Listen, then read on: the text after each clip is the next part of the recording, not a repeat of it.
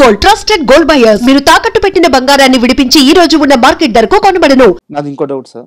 కదా మీరు ఇలాంటి ఒక గట్టి స్టాండ్ తీసుకొని ఉన్నారు కదా, అంటే ఇండస్ట్రీలో చాలా కాలం ఉండాలి కదా మీరు. అవును. ఒక ఇంటర్వ్యూలో మీరు మాట్లాడుతూ ముక్కు మొహం సరిగ్గా లేని వాళ్ళందరూ హీరోలు అవుతుంటే నేను అవ్వడానికి ఏమి అని చెప్పి ఒక మాట అన్నారు. అవును. సో మీరు హీరో అవ్వాలనుకోవడం మీ ఇష్టం, అండ్ మీకు అది ఒక కసి ఇంట్రెస్ట్ ఉంది. అవును. సో మీరు అందులో సక్సెస్ అవ్వాలని ఖచ్చితంగా కోరుకుంటున్నాను. అవును. అయితే వేరే వాళ్ళ ముక్కు మొహాల గురించి కామెంట్ చేయాల్సిన అవసరం ఏముంది? అలా చేసిన పక్షంలో మీరు చాలా మంది టార్గెట్ అవుతారు కదా. టార్గెట్ ఏముందండి, ఇప్పుడు ఒక విషయం చెప్తా. అక్కడ నన్ను అడిగింది ఏంది, మీరు ఎందుకు హీరో అవ్వాలనుకున్నారు? నేను చెప్పిన నిజంగానే చాలామంది మనసుకు తెలుసు, వాళ్ళు కరెక్ట్గా ఉన్నా లేకపోయినా, ఫేస్ బాగున్నా లేకపోయినా రుద్ది రుద్ది ఫ్యాన్ బేస్ పెంచుతారు. అవునా? అంటే మనకు అలవాటు చేస్తారు ఆ ఫేస్ని. అలాంటి వాళ్ళకి సినిమాలు చేసి ప్రొడ్యూసర్లు వస్తున్నప్పుడు నాకేం తక్కువ? నేను ఎందుకు కాకూడదు హీరో? అందుకే అలా చెప్పింది. నేను ఇక్కడ ఫలానా పర్టికులర్గా వీడి మొహం బాలే వాడి మొహం బాలే అని చెప్పలే. ఇండస్ట్రీలో ఎవరు బాగున్నారు ఎవరు బాగాలేదు, ఎవడు హీరో కట్అవుట్ ఎవడు కామెడీ కట్అవుట్ అనేది అందరికీ తెలుసు, ప్రతి ఫ్యాన్స్ అనుకుంటారు. సో నేను చెప్పేది ఏంటంటే, నేను నా గురించి చెప్పిన ముక్కు మొహం లేని వాళ్ళే హీరో లేనప్పుడు నేను ఎందుకు కాకూడదు? నాకేం తక్కువ? కరెక్టే కదా. ఇప్పుడు మీరే చెప్పారు డైలాగులు ఇంత బాగా చెప్తున్నారని, ఎవరైనా ఉన్నారా? ఖచ్చితంగా లేరు. నథింగ్. 100%. Thank you. సో అది కసి. నేను ఎవరిని ఇక్కడ కించపరచలేదు. నేను చెప్పింది ఏంటంటే, ఏమీ లేనోళ్ళే నేను అది నేను ఇది అని చెప్పుకుంటున్నప్పుడు అన్నీ ఉండి కూడా నేను ఎందుకు చేయకూడదు? అక్కడ నా డౌట్ ఏంటంటే సార్, ఎంత సింపుల్గా ఎంత ఒదిగిపోయి ఉంటే ఇండస్ట్రీ అన్నేళ్ళు అక్కుని చేర్చుకుంటుంది. అవును. సో మీరేమో ఇంకా మీ ట్రావెలింగ్ పూర్తి స్థాయిలో మీరు అనుకున్న స్టేజ్కి వెళ్ళకముందే ఇలా ధైర్యంగా మాట్లాడేస్తుంటే వేరే వాళ్ళకి టార్గెట్ అవుతారు కదా అని నా ఉద్దేశం. దేని గురించి టార్గెట్ అవుతాం? ఎవరిది మనం తినట్లే, ఎవరిది మనం అడగట్లే, వచ్చిన ఆఫర్లు చేసుకుంటున్నాం, వచ్చిన అడిగిన వాళ్ళకి చెప్తున్నాము. ఇక్కడ ఎవరినో పోయి నువ్వు నాకు సినిమాది అని అడగట్లే. నా దగ్గర ఉన్నప్పుడు, నా దగ్గర వచ్చినప్పుడు నన్ను నేనుగా ఎదిగించుకోవడానికి, నేను ఎదగడానికి, యాక్టింగ్ పరంగా సినిమాలో హీరో అవ్వడానికి నేను పెట్టుకుంటా అని చెప్పా. ఇప్పుడు టార్గెట్ ఎవరు ఉన్నారు చెప్పండి? ఎవరికి టార్గెట్ అవుతా? వాళ్ళకై వాళ్ళు ఎవరైనా ఆపాదించుకొని మమ్మల్ని అన్నారు అని చెప్పేసి ఎవరైనా ఆపాదించుకుంటే ఏది పరిస్థితి? ఏదో గుమ్మడికాయల దొంగ నేనే అన్నట్టు ఏదో కొట్టుకున్నట్టు. సో కేర్ చేయరు అట్లాంటి వాళ్ళు? I don't care everyone. ఇలాంటి వాళ్ళకి నేను ఎందుకు కేర్ చేస్తా? నాకేం అవసరం వాళ్ళతో? నాకేమైనా అవసరమా? నాతో ఇంకేమైనా అవసరం ఉండొచ్చు. అవునా? రేపు మనం సినిమా తీసేది 10 మందికి బాగుండాలని తీస్తున్నాం. నేను ఒక్కడే బాగుపడాలని కాదు.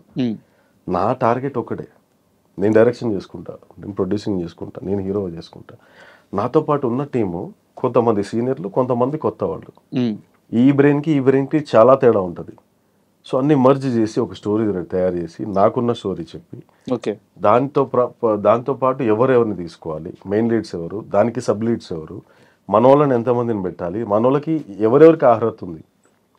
ఇప్పుడు ఛాన్స్ ఇచ్చినంత మాత్రాన నిలబెట్టుకోవాలని ప్రతి ఒక్కరికి ఉండదు. అలా నిలబెట్టుకున్న వాళ్ళకే నేను సినిమా ఛాన్స్ ఇస్తా. ఫ్రీగా చేపియంలే, డబ్బులు ఇచ్చి చేసుకుంటాం. కాకపోతే ఒక్క క్యారెక్టర్, ఇప్పుడు మన కుమ్నన్ గారు ఉన్నారు, తెలుసు కదా, రమణ లోడెత్తాలరా, ఆయన కమ్సే కమ్ 15-20 years నుంచి ఇండస్ట్రీలో ఉన్నాడు. ఆ ఒక్క డైలాగ్ ఇలా చేంజ్ చేసి, అలా చేంజ్ చేయాలి మా వాళ్ళందరినీ, మన వాళ్ళందరినీ చేంజ్ చేసి అందరూ పెద్ద ఆర్టిస్టులు అయిపోవాలి. ఎవ్వరు వెనక్కి తిరిగి చూసుకోవద్దు, దేహి అని ఒకళ్ళని అడగొద్దు. వాళ్ళని వాళ్ళు డెవలప్ మనం చేసుకోవాలంటే మనం ఒక ఆపర్చునిటీ ఇవ్వాలి. అది నా ఇంటెన్షన్. ఇందులో తప్పే ఉంది? టార్గెట్ ఎవరికైతే నేను దీంట్లో అయితే తప్పేం లేదు. చాలా మంచి ఆలోచన కూడా. అంతే. ఇప్పుడు ముక్కు మొహం బాగాలేదంటే మీకు తెలుసు, అందరికీ తెలుసు ఎవరి ముక్కు బాగుంది, ఎవరి మొహం బాగాలేదు, ఎవరికి ఫ్యామిలీ బ్యాక్డ్రాప్ ఉంది, ఎవరికి లేదు. నాకేం ఫ్యామిలీ బ్యాక్డ్రాప్ లేదు, నాకేం ఇది లేదు, ఎవరు సపోర్ట్ లేదు.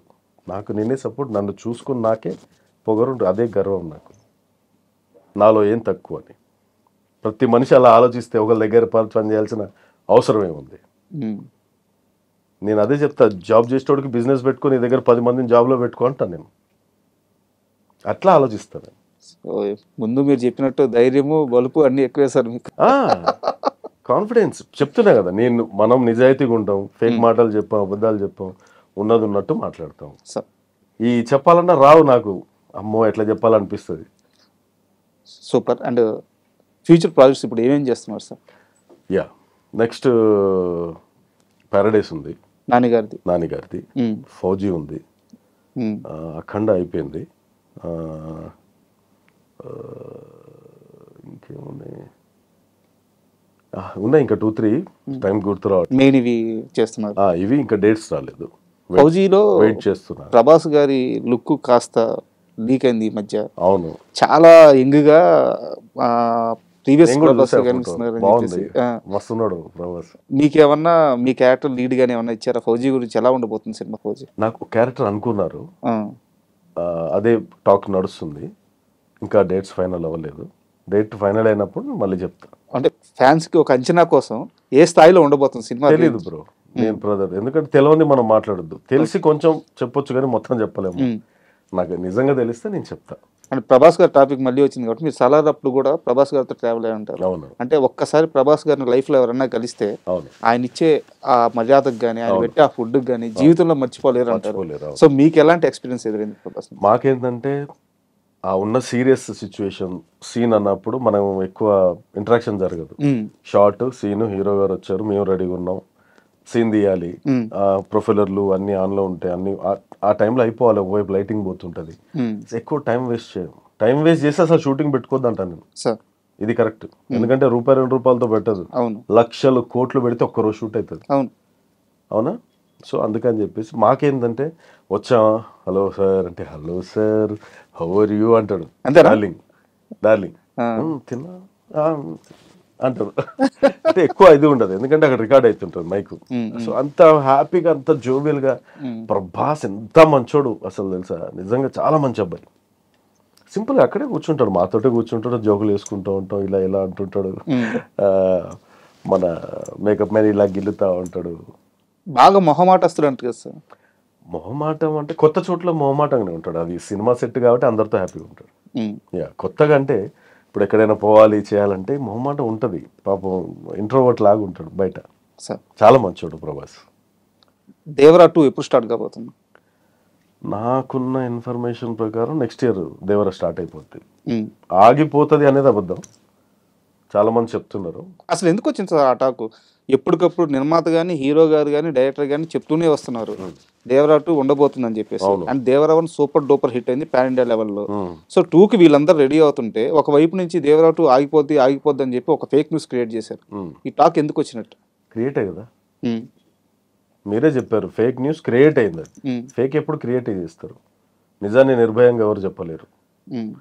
ఫేక్ కాబట్టి క్రియేట్ చేసి ఇది చేశారు. దానికి అడ్డుకట్ట వేసి మొన్న పోస్టర్ రిలీజ్ చేశారు, పార్ట్ 2 గెట్ రెడీ అని చెప్పి. 1 year అయినప్పుడు యా, ఎవరు ఏం చేసుకున్నా అది ఆగదు. ఇంకోటి ఏంటంటే టైగర్ లుక్స్, ఈ మధ్య జూనియర్ ఎన్టీఆర్ గారి లుక్స్ ఈ ప్రశాంత్ నీల్ గారి సినిమా కోసం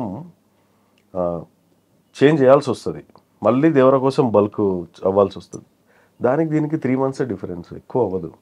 బల్క్ అవ్వాలన్నా లీన్ అవ్వాలన్నా 3 months డిఫరెన్స్లో ఆ డైట్లో సెట్ అయిపోతుంది. ఇది అయిపోగానే max to max next year mid నుంచి స్టార్ట్ అయిపోతుంది దేవరా 2.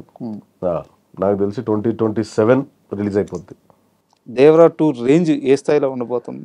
దేవరా 1 అంటే ఒక ట్రైలర్, జస్ట్ సేమ్ ఇంట్రొడక్షన్స్, వరా ఏంటి, దేవరా ఏంటి, ఆ గూడెలు ఏంటి, ఆ జనాలు ఏంటి, వాళ్ళు వాళ్ళ భయం లేని మనుషులు అలా ఉండేది. ఇప్పుడు సొంత మనిషి భయం పుట్టిస్తున్నాడు. ఇందులో ఇప్పుడు నెక్స్ట్ వరా ఏం చేస్తాడు, మిగతా ఏమేం జరుగుతుంది. Devara part 2 is a huge story.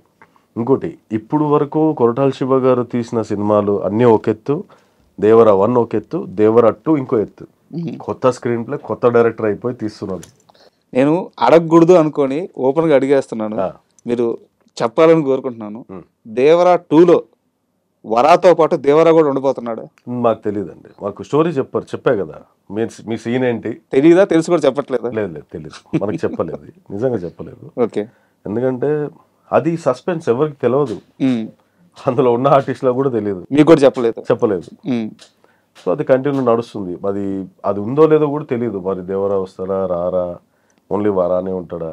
ఆ టైటిల్ చూస్తే ఓన్లీ వరా ఉన్నట్టే అనిపిస్తుంది నాకు, ఎందుకంటే ఆ వరా వరకే రెడ్ కలర్ మార్కేశారు. సో అది జరుగుతుంది అనమాట. సో మనకు తెలీదు స్టోరీ మొత్తం. ఎన్టీఆర్ గారికి, శివ గారికి మైండ్లో ఇక్కడ ఉంది. అండ్ దేవకట్ట గారితో మీరు వర్క్ చేశారు సార్. మీరు చెప్పినట్టు బాహుబలి వెబ్ సిరీస్ చేశారు. దేవకట్ట గారు మొన్న చాలా మంచి వెబ్ సిరీస్ తీశారు మైసభ, అండ్ అది ఇంకా 2 parts రిలీజ్ కావాల్సి ఉంది. సో దేవకట్ట గారితో వర్క్ చేశారు కాబట్టి ఆయన దగ్గర నుంచి మీకు కాల్ కానీ మీరు అప్రోచ్ అవ్వడం కానీ ఏం జరగలేదు? అప్రోచ్ అవ్వడం అంటే చాలామంది డైరెక్టర్లు మన దగ్గర కాంటాక్ట్స్ ఉన్నా కానీ కరెక్ట్గా షూట్ టైంకి వాళ్ళు వాట్సాప్ ఫోన్లు బంద్ పెడతారు. ఎందుకలా? డిస్టర్బెన్స్ అవ్వద్దని. ఇప్పుడు స్క్రిప్ట్ సీన్లు రాసుకుంటూ కూర్చుంటారా, మనకి టైప్ రిప్లై ఇచ్చుకుంటూ కూర్చుంటారా. సో ఆ టైంకి వాళ్ళు డిస్టర్బ్ చేయకుండా వాళ్ళు సైడ్కి ఉంటారు. వాళ్ళ దగ్గర ఉన్న మనుషులు మేనేజర్లతో వాళ్ళతో మాట్లాడుకొని మనం మాట్లాడదు. నేను వ్యవసాయంగా చాలాసార్లు చేశా. వాళ్ళకు కూడా అనిపించాలి కదా మనకి ఇవ్వాలని, అరే పలానా క్యారెక్టర్ బాగుంటుంది. అలానే నాకు బాహుబలి సిరీస్లో పిలిపించారు. అసలు దేవకట్ట గారిది భలే ఉంటుంది యాక్ట్, ఏమంటారు వర్క్, నేను ఇప్పటిదాకా ఎక్కడ చూడలే. ఇప్పుడు మనకి ఏదైనా సీన్ ఉంటే, ఇప్పుడు ఒక కొట్టే సీన్ ఉంది, అరిసే సీన్ ఉంది, ఈ అని అరుస్తాం కదా. ఆయన స్టైల్ ఎట్లుంటుందంటే, అరవకు, అరిచినట్టు యాక్టింగ్ అంటాడు. దీన్ని డబ్బింగ్లో చూసుకుందాం, అది డబ్బింగ్ వాళ్ళ పని అంటాడు. అలా ఉంటుంది ఆయన యాక్టింగ్. మూకీ యాక్టింగ్లో చేసేది మనం మూకీ యాక్టింగ్ ఉన్నా, రేపు డబ్బింగ్ అయిపోయి సీన్ చూసిన తర్వాత ఇంత యాక్టింగ్ చేసామనిపిస్తుంది. అలా ఉంటుంది ఆయన స్టైల్. పిన్ డ్రాప్ సైలెన్స్లో యాక్టింగ్ అయిపోవాలి. అండ్ లాస్ట్ క్వశ్చన్ సార్, ఇండస్ట్రీలో నటులకి అవకాశం రావడం అనేది చాలా పెద్ద విషయం. అంటే దానికి చాలా క్రైటీరియాస్ ఉంటాయి. ఒక్కోసారి 100 సార్లు వెళ్ళి కలిసి వచ్చినా ఛాన్స్ రాకపోవచ్చు, ఒక్కసారి కలిస్తేనే ఛాన్స్ రావచ్చు. అసలు నా బేసిక్ డౌట్ ఏంటంటే, కలవాలా ఆర్టిస్టులు మేకర్స్ని వెళ్ళి కలుస్తూనే ఉండాలా, లేదంటే ఆ రోల్ వాళ్ళని కోరుకుంటే ఆటోమేటిక్గా వాళ్ళే పిలుస్తారా? ఈ రెండిట్లో ఏది నిజం? నీకు అన్నం కావాలంటే అమ్మని అడిగితేనే పెడతారు. ఎంత పెద్దోడు అయినా నీకు క్యారెక్టర్ కావాలంటే వెళ్ళి అడగాలి. ఎందుకంటే ప్రతి మనిషిని గుర్తు పెట్టుకోవడానికి వాళ్ళకి అవసరం లేదు. నీకు పని కావాలి, సో నువ్వు వెళ్ళి కలిస్తేనే వాళ్ళకి ఒకటి ఫీల్ వస్తుంది. అరే పలానా మనిషి వచ్చి మనల్ని కలిసాడరా బాబు, మనం ఒక క్యారెక్టర్ ఇవ్వాలి, చిన్నదో పెద్దదో. ఒకవేళ చిన్నది ఉంటే చిన్నది ఉంది, మీకు సెట్ అవ్వదు, పర్లేదు నెక్స్ట్ సినిమా చూస్తా అంటారు. లేదు ఉంది అంటే ఎస్ ఇది మీరు చేయండి, మీకు బాగా సెట్ అవుతుంది అని చెప్పి ఫోన్ చేసి మరీ పిలుస్తారు. కానీ వెళ్ళి కలిసే బాధ్యత మనది.